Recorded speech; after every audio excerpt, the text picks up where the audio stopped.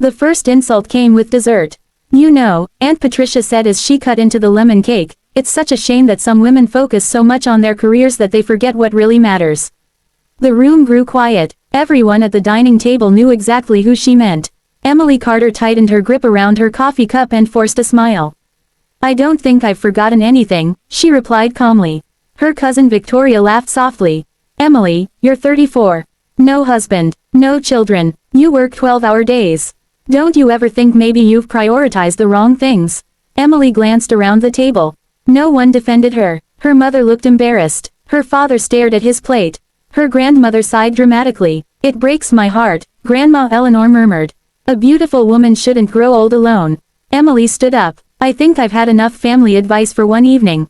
She walked toward the door while the familiar burning sensation settled behind her eyes. She loved her family, but every gathering had become an interrogation. Why weren't you married? Who were you dating? When would you settle down? As if her successful architectural firm meant nothing compared to a wedding ring. Outside, cold autumn air hit her face. She leaned against her car and closed her eyes. Bad evening. The voice startled her. She looked up. Daniel Brooks stood a few feet away, carrying a stack of catering trays toward his pickup truck. Daniel owned the small catering company that had handled family events for years. Tall, kind-eyed, and effortlessly calm, he had always been friendly. Emily let out a bitter laugh. My family thinks being unmarried is a medical emergency. Daniel smiled. My grandmother thinks I work too much. Emily raised an eyebrow. You're not married either. Nope. No girlfriend. Nope. She studied him. So we both disappoint our relatives. Daniel chuckled. Looks that way. An idea began forming in Emily's mind. Ridiculous. Completely ridiculous. But strangely tempting. Daniel, she said carefully, how would you feel about pretending to be my husband? He blinked. I'm sorry, what? She laughed nervously. Just for family events. I pay you. You accompany me. Everyone stops asking questions. Daniel stared at her for several seconds. Then, how much are we talking? Emily laughed for the first time that evening. You're actually considering it. Depends. On what? Daniel's expression softened. On whether you're doing this because you're angry, or because you genuinely need help. Emily hesitated, then admitted quietly, I'm tired. Daniel nodded slowly. Then let's discuss terms. 2 weeks later, Emily walked into her parents' anniversary party wearing a navy blue dress. Beside her stood Daniel, confident, relaxed, handsome in a charcoal suit. His hand rested lightly against the small of her back. The room froze. Her mother's mouth literally fell open. Grandma Eleanor nearly dropped her champagne glass. Emily, Aunt Patricia whispered. Everyone, Emily announced smoothly, I'd like you to meet my husband, Daniel. Silence. Then chaos. Husband, when did this happen? Why didn't you tell us? Daniel offered a charming smile. We had a small ceremony 6 months ago. Grandma Eleanor burst into tears. My prayers have been answered. Emily nearly choked. Daniel squeezed her hand discreetly. Deep breaths, he murmured. For the rest of the evening, Daniel played his role flawlessly. He remembered names, helped Emily's father move heavy tables, complimented her mother's cooking, danced with Grandma Eleanor. By the end of the night, everyone adored him. As they walked toward Emily's car afterward, she exhaled heavily. You were incredible. Daniel shrugged. I've catered weddings for 10 years. Pretending to be happy relatives isn't new.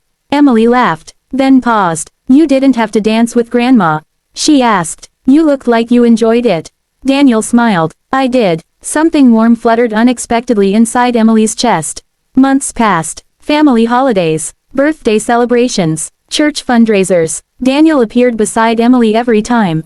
The arrangement became routine. They learned each other's favorite foods, shared inside jokes, texted about schedules. Daniel helped Emily assemble furniture after she moved offices.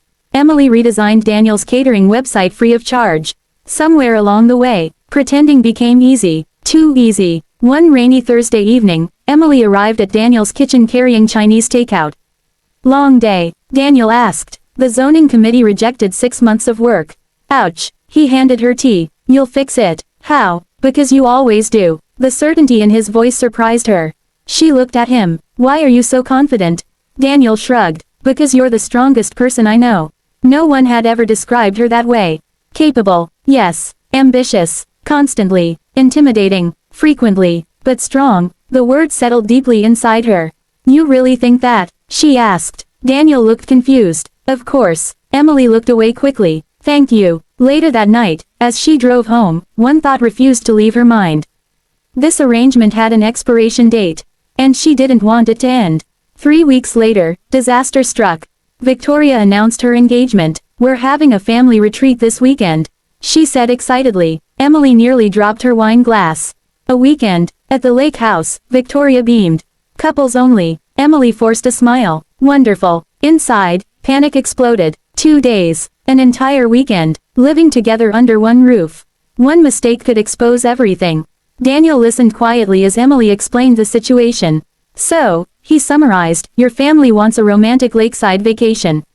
Yes. And we have to convince them we're a happily married couple. Yes. Daniel considered this. Then grinned. We'll survive. The lake house proved more challenging than expected. There were shared breakfasts, couples games, family photos, late-night conversations around the fireplace. During charades, Daniel guessed every one of Emily's clues instantly. During kayaking, he steadied her boat without hesitation. During dinner, he noticed when she grew overwhelmed and redirected conversations effortlessly. No performance felt forced. On Saturday evening, Grandma Eleanor cornered Emily privately. Sweetheart, she whispered. Emily braced herself. Yes. Grandma smiled softly. I've never seen you this happy. Emily froze. I am happy. Grandma squeezed her hand. Don't let fear ruin something beautiful. Emily swallowed hard. If only Grandma knew. That same night, Emily couldn't sleep. She stepped outside onto the dock. Moonlight shimmered across the water. You okay? Daniel approached carrying 2 blankets. Couldn't sleep either, she asked. He shrugged. Too much coffee. They sat side by side in comfortable silence. Finally, Emily spoke. I owe you an apology. Daniel frowned. For what? I hired you because I cared more about stopping criticism than being honest. Daniel remained quiet. I was embarrassed, Emily admitted. Not because I was single, but because people made me feel like my life wasn't enough. Daniel stared at the lake. Wasn't it enough? Emily considered carefully. My career was. And the rest? She hesitated. I didn't realize how lonely I'd become. Daniel looked at her. You don't seem lonely anymore. Their eyes met. Emily's heartbeat stumbled. Daniel. Before she could continue, footsteps interrupted them. Aunt Patricia emerged from the house. There you two are, she exclaimed suspiciously. Daniel stood immediately. We were just enjoying the view. Aunt Patricia narrowed her eyes. Something had changed in her expression. Something observant, concerned. Emily felt dread settle heavily inside her stomach. The confrontation happened Sunday morning. Everyone gathered for breakfast. Coffee cups clinked. Bacon sizzled. Then Aunt Patricia cleared her throat. I have a question. Emily went rigid. Of course, Daniel replied pleasantly. When exactly did you two meet? Emily answered instantly. 3 years ago, Daniel said simultaneously. 4 years ago. Silence. Aunt Patricia folded her arms. Interesting. Emily's pulse pounded. Daniel remained calm. You caught us, he said. Everyone stared. Emily turned toward him in horror. Caught us. Daniel took a deep breath. We've been lying. Gasps erupted around the table. Grandma Eleanor looked devastated. Emily's mother began crying. Victoria whispered, oh my God. Emily closed her eyes. It was over. Then Daniel continued. We actually met 4 years ago at a charity fundraiser. He smiled at Emily. I noticed her immediately. Emily blinked. What? I spent an entire year gathering enough courage to ask her out, Daniel said. Emily stared. Daniel gently took her hand. I fell in love with her long before she noticed me. The room collectively melted. Aunt Patricia looked annoyed. That's what you were hiding. Daniel nodded. Emily values privacy. Everyone sighed dramatically. Grandma Eleanor dabbed tears from her eyes. Oh, thank goodness. Emily sat speechless. Daniel had saved them. Again. On the drive home, silence filled the car. Finally, you didn't have to do that. Daniel kept his eyes on the road. I know. You lied for me. I know. Emily turned toward him. You said you fell in love first.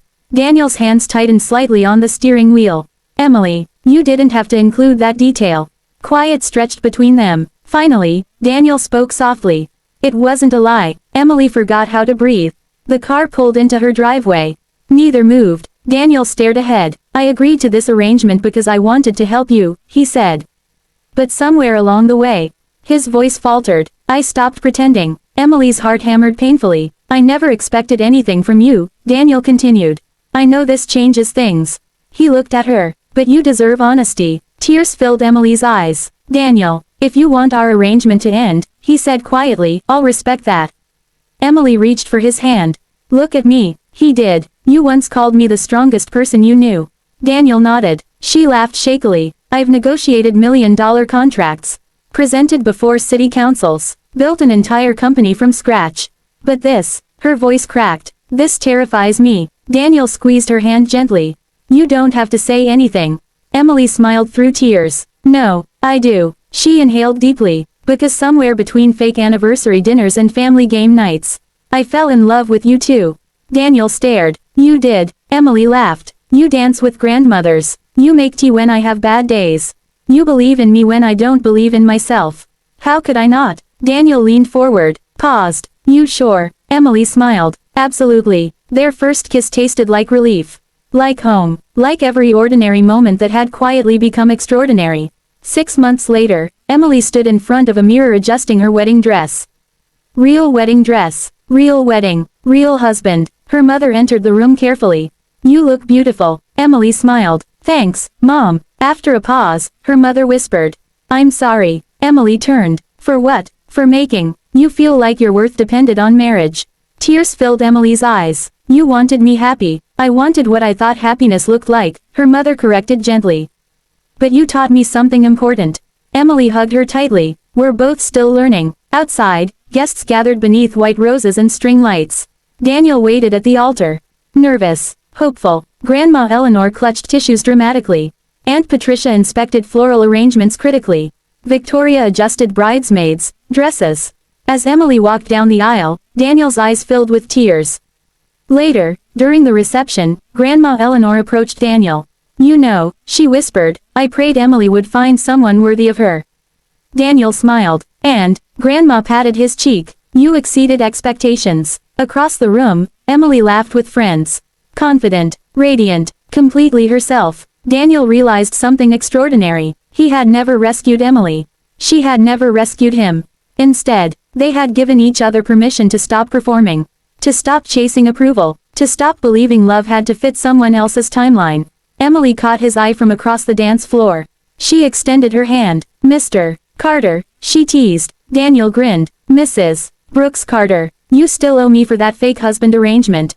Oh, you never submitted an invoice. Daniel pulled her close. Actually, he said softly, I think I got the better deal. Emily rested her forehead against his. Around them, music swelled. Family laughed. Glasses clinked. Life moved forward, not according to expectations, not according to schedules, but according to something far more meaningful. Choice. Partnership. Love built slowly through kindness, trust, and countless ordinary moments. The fake marriage had begun as a shield against judgment, but in the end, it revealed the truth neither of them had been brave enough to admit. Sometimes, the right person doesn't arrive with fireworks. Sometimes they arrive carrying catering trays after a difficult family dinner, offering understanding instead of criticism, tea instead of advice, a steady hand instead of impossible expectations. And sometimes, the love story you never planned becomes the one that changes everything. The end.